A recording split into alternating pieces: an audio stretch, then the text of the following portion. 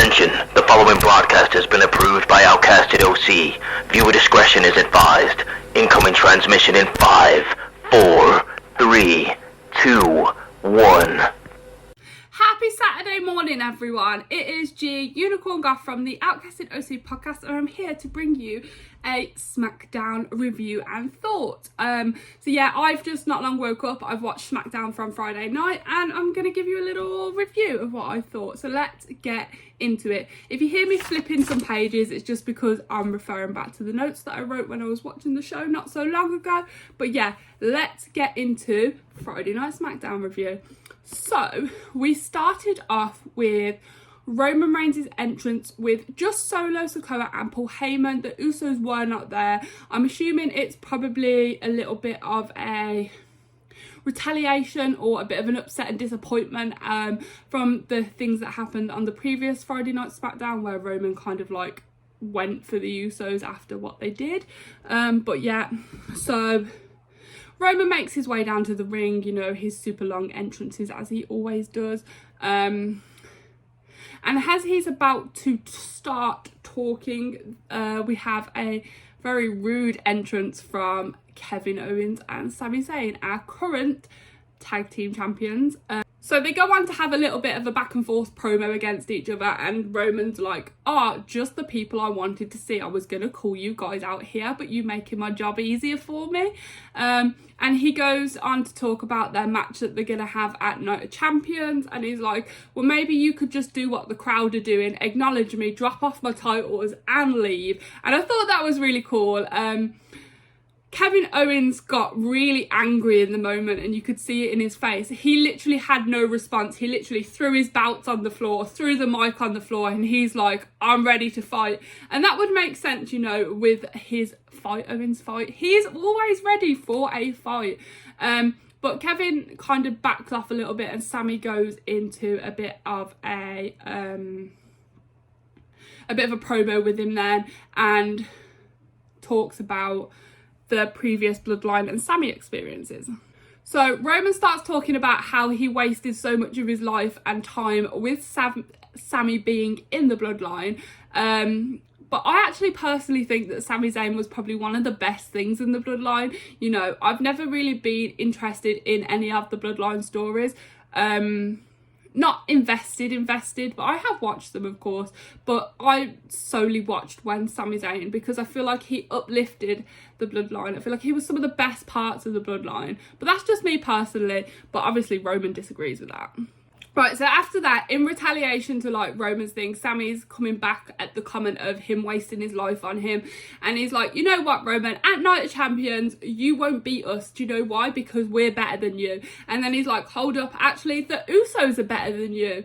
And he really roils up Roman, and you can see that he's getting really angry. But in that moment, from the announce table side, the Usos actually come in and attack Kevin and Sami. And you can see Roman actually is like, yo, I'm really angry now that you are not listening to me. And he really comes at them. Like, the Usos kick Sami and Kevin out of the ring, and they're like, yeah, let's go. And the Roman's like, you never listened to me. This wasn't the plan. And he gets really mad, and you can see him like, ooh. And as he turns to leave, he kind of brushes past Solo Sikoa with his arm, and he's like, and Solo's like, and you can see that there's a bit of tension there between them. So I wonder if like something's going down backstage that we don't actually know about. But then he makes his entrance and he leaves.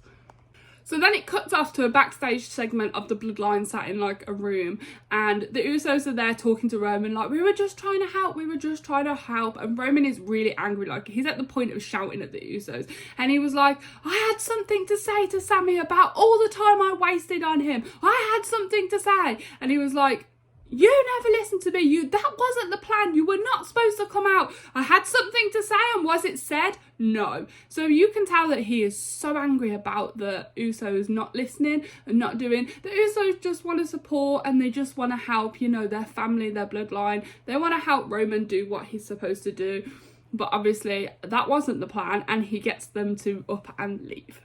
So moving on, we then go on to our first match of the night, which is the Brawling Brutes, Ridge Holland and Butch versus Pretty Deadly on their SmackDown debut. I actually really like Pretty Deadly. I think they're pretty cool. I'm so happy that they're on SmackDown now, and I was really excited for their first match in SmackDown.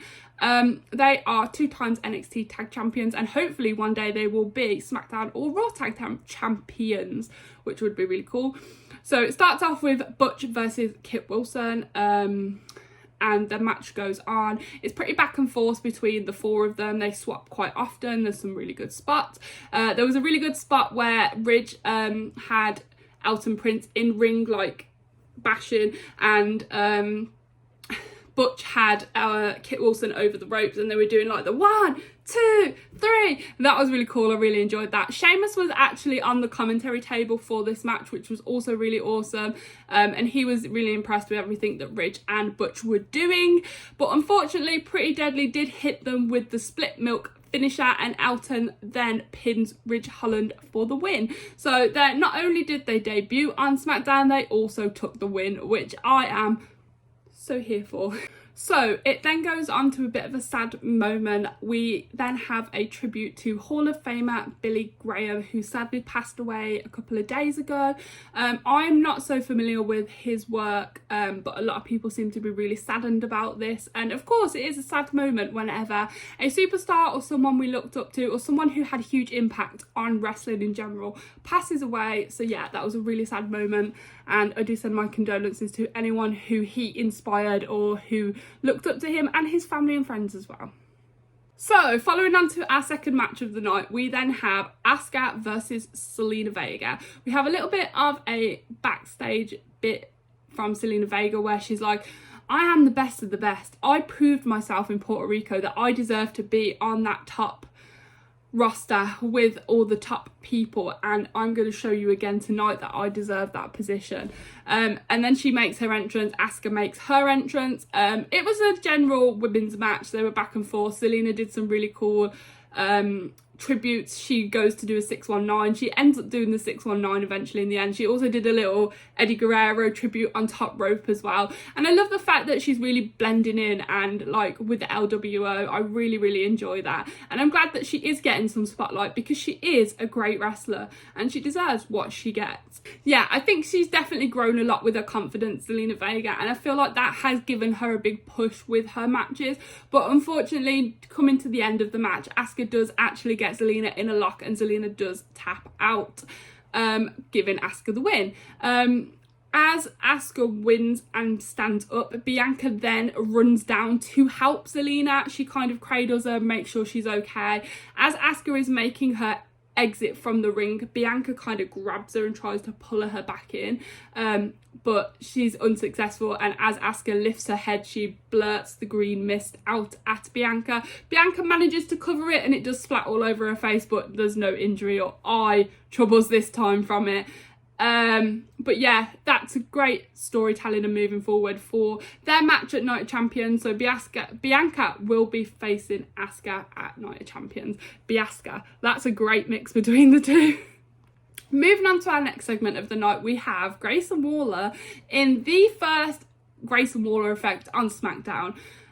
His first guest on the Grayson Waller effect is the phenomenal AJ Styles. A lot of people are really excited for AJ to be back and to be in the picture for the World Heavyweight Champion. So if you do not know, AJ Styles is going to be facing Seth Rollins in the final of the tournament for the World Heavyweight Championship at Night of Champions on Saturday. So Grayson Waller goes on to ask AJ Styles what winning the title means to him, and AJ starts by talking about how he's been out with an injury, and this is the longest time that he has been out of wrestling, and it really upset him to see other people like achieving things that they want, and he's just sat at home doing nothing, but recovering well. And then he goes on to take a moment about when he was told he was cleared, that he trained so hard and so much because he knew an opportunity would come as soon as he returned to WWE, and this is that opportunity. He is now in the finals of a tournament for the Heavy World Championship, and he is so excited and he thinks he's gonna win. Obviously Seth probably thinks he's gonna win, and Grayson Waller was like, he was ready for the match as well, and he was like, I'm ready for the heavyweight world champion, Seth freaking Rollins. So he tried to like royal up AJ Styles as well, and I feel like there might be a bit of a feud coming between Grayson Waller and AJ Styles, which I would be super duper excited for. I think that'd be pretty awesome.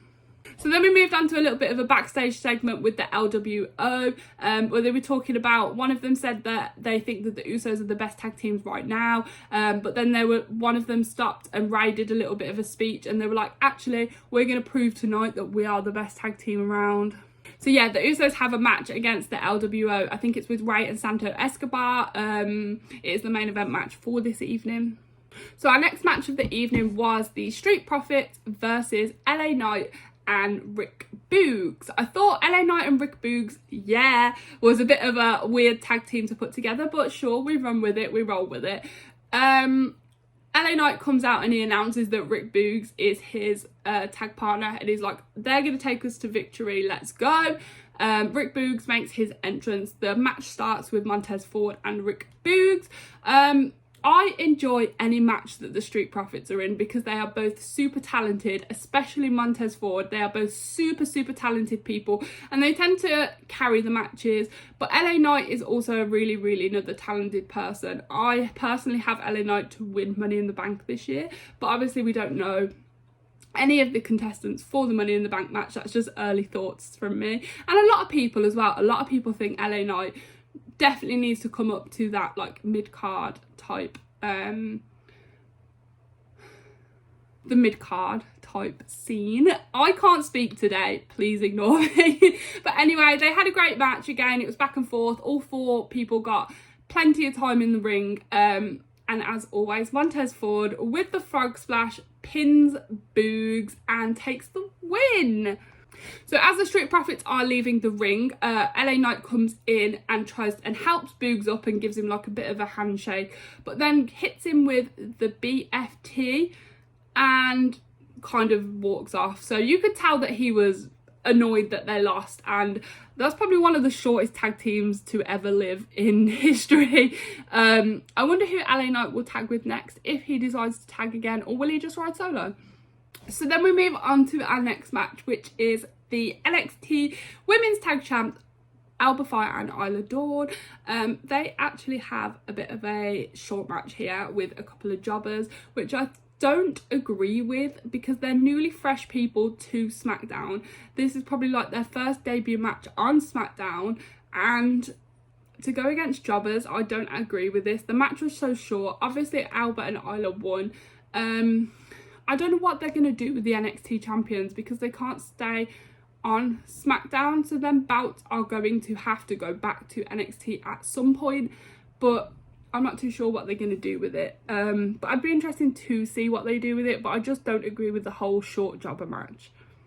So unfortunately, we had a little bit more of a sad announcement as well. Liv Morgan is injured and her and Raquel have had to relinquish the Women's Tag Team Champion bout.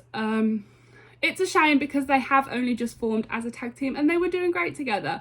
Like, the women's tag team division has no solidarity. There is no formed strong tag teams that are long-lasting, long-standing like the men's division. And for them to form, win the bouts and lose them within we'll have to relinquish them within a few weeks. I don't like it. I don't like it. Of course, an injury can't be helped. We understand that. And we hope Liv Morgan is well and resting well and recovering fast. But it's a shame to see them lose them so quickly. But anyway, there will be a fatal four-way on the Monday, Raw, the 29th, after Night of Champions. So the Raw after Night of Champions, there will be a fatal four-way team to crown the new Women's Tag Team Champions. And the contenders are Ronda and Shayna, Bayley and Io Sky, Sonya and Chelsea Green, and Raquel with a mystery opponent. I'm okay with all them people. A lot of people saying Ronda and Shayna are going to win. I would personally like to see Sonya and Chelsea Green win. I don't know, we'll see how that one plays out. I'm a little bit annoyed that they've put it on the Raw after Night of Champions. They could have done it at Night of Champions. You know, crowning Night of Champions is all about, supposed to be what sounds like all about the champions and crowning people and so like celebrating the champions we have, so why not crown some new champions at Night of Champions? Does that not make sense, to hold the tournament at Night of Champions? Or on Raw this Monday, like the upcoming Raw before Night of Champions, they could have done like a bit of a tournament and held the finals at the Champions, or they could hold the Fatal 4-Way at Night of Champions. I'm just annoyed that the women don't seem to get the spotlight in the pay-per-views that the men do, and that really upsets me. So I'm a bit upset that it's being held at Raw after Night of Champions and not at Night of Champions. Next, we had a bit of a segment from Austin Theory, who came out to do a bit of a promo where he cut a promo on Sheamus. I think he's gooding for Sheamus at the moment.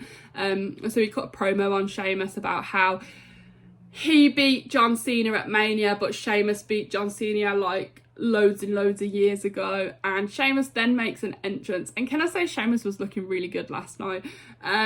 He doesn't even say anything. He literally kicks Theory to the floor, drops the mic and leaves. Literally like that. And I laughed. I loved it. I love Sheamus. I like Sheamus more than I like Austin Theory. And I generally think Sheamus needs another title run. So it then cuts to a backstage segment of the Usos with Paul Heyman. And the Usos are talking about how they've upset Roman. But then Paul Heyman's all like, I've got it undercovered. Roman forgives you for what you've done. And the Usos are like, so is Roman going to be there to watch our match tonight? And Paul Heyman's all like, no, forgive me. He is the tribal chief. He has things to do. He's preparing for Night of Champions. And I personally feel like Paul Heyman's trying to stir things up here. Like, Roman never actually said he forgave them. He's just trying to say that so that they can go out with a bit of confidence to win their match. But also stirring it up a little bit. Like, I don't know if Paul Heyman has 100% solidarity into the bloodline right now, or whether he is literally trying to break them up. So we then go on to our main event match for the SmackDown, and it was representing LWO, Santos Escobar and Rey Mysterio versus Jimmy and Jay of the Usos. Rey and Jay start this match. They have a little bit of a back and forth. It very quickly swaps to Jimmy and Santos Escobar.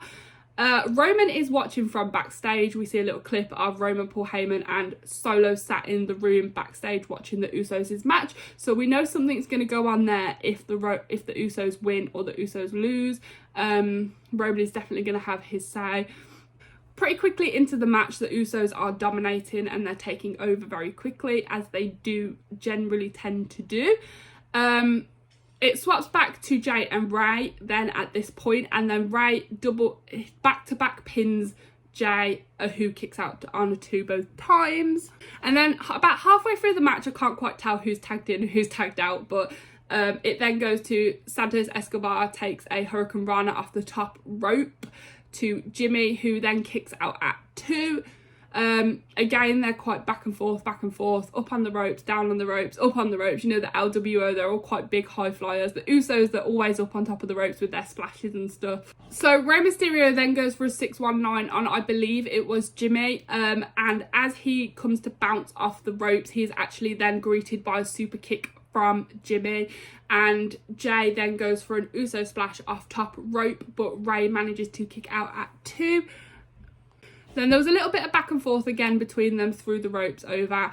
They managed to get Escobar into the ring, and then they're going for a double Uso splash off the ring. But they are then greeted by the entrance of Kevin Owens from top of the ring. He distracts the ref, and Sammy comes in from the commentator's side and takes out Jimmy. Jimmy kind of then falls into the ropes. Rey comes in, hits him with a 619, and Escobar then splashes him and pins for the win. So Rey Mysterio and Santos Escobar take the win for the LWO in the main event for SmackDown. At this point, we've kind of got Rey and Escobar just like celebrating their win. The Usos just like, what? Really disappointed and beat up ringside. You've got Kevin and Sammy up the top of the walkway just like, yeah, you know what, that happened, whatever. And then it pans to Roman backstage, and he's all like doing his bit of disappointment. Solo goes to stand up, and I'm assuming he would go to the Usos and like confront them, but Roman puts his arm and stops him, and he's like, let it go. let it go. And that is how SmackDown ended this evening. Well, yesterday evening, because it's Saturday for me. So yeah, that is how SmackDown ended. I'm intrigued to see how things go forward in regards to the Night of Champions. So we have one Raw, one SmackDown before Night of Champions on next Saturday. Yeah, so tune in to Outcasted OC for the rest of the reviews throughout the week. We will have a Raw, an NXT and a SmackDown review coming this week. And there will be our Night of Champions predictions on Thursday evening at 8 p.m. UK time, 3 p.m. EST time. I'm thinking on Bianca Belair here. ET time, 3 p.m. ET and 7 a.m. New Zealand.